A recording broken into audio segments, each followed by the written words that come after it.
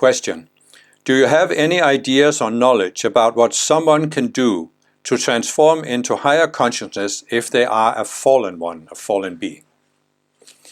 Well, yes, I do. I have explained in a number of videos, I've talked about fallen beings, but if you haven't watched my video about how the world was created, I recommend you watch that before you watch the rest of this answer, because you need to know what a fallen being is, and I'm not going to go into it here because it's too much. So, what can a person who is in the fallen consciousness or who is a fallen being, what can they do to reach higher consciousness? Well, they can do the same as everybody else, follow the spiritual path. It's very simple.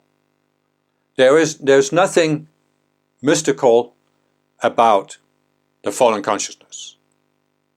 It's the duality consciousness taken to an extreme of denial, but it's all psychology.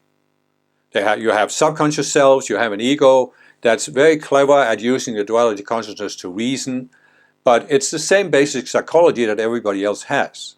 And this is actually one of the problems that prevents people who are in the fallen consciousness from following the spiritual path.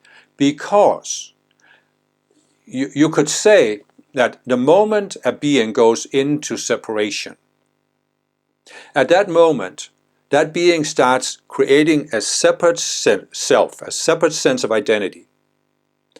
And it keeps building onto it. And over many lifetimes in an unascended sphere, it can build a quite sophisticated separate self. Now comes the point where the sphere ascends. And if a being isn't willing to change and let go of the separate self, it can fall into the next sphere. But that only means that the psychology, the separate self, becomes more entrenched in denial. But the essence of this separate self, whether you have fallen or not, the essence of the separate self is it feels special compared to others. So you can have people, and I have met them throughout my spiritual path, and I had the same need when I was younger, who have a need to feel special.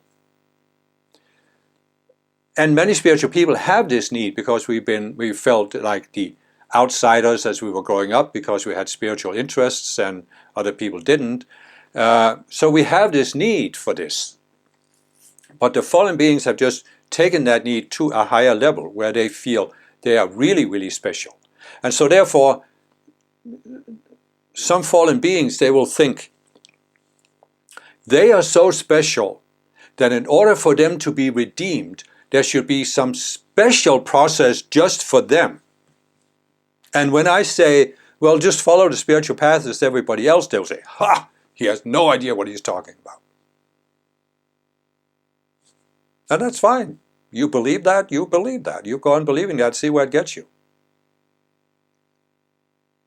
There is nothing special about fallen beings. This is what they desperately want to project out there. I am so special.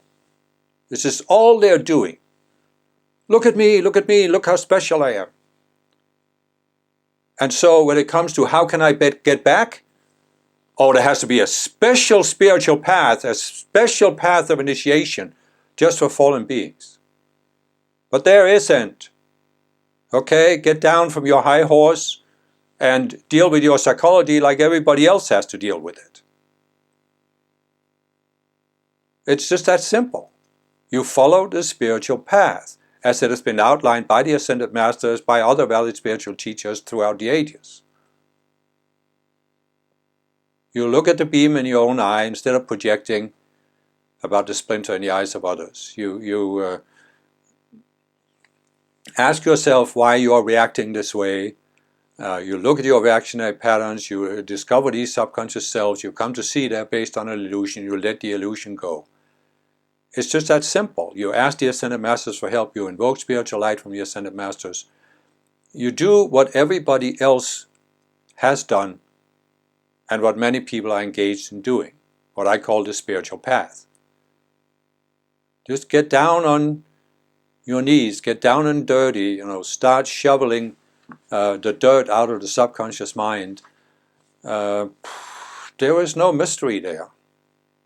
But if you think there is, then you're just blocking yourself.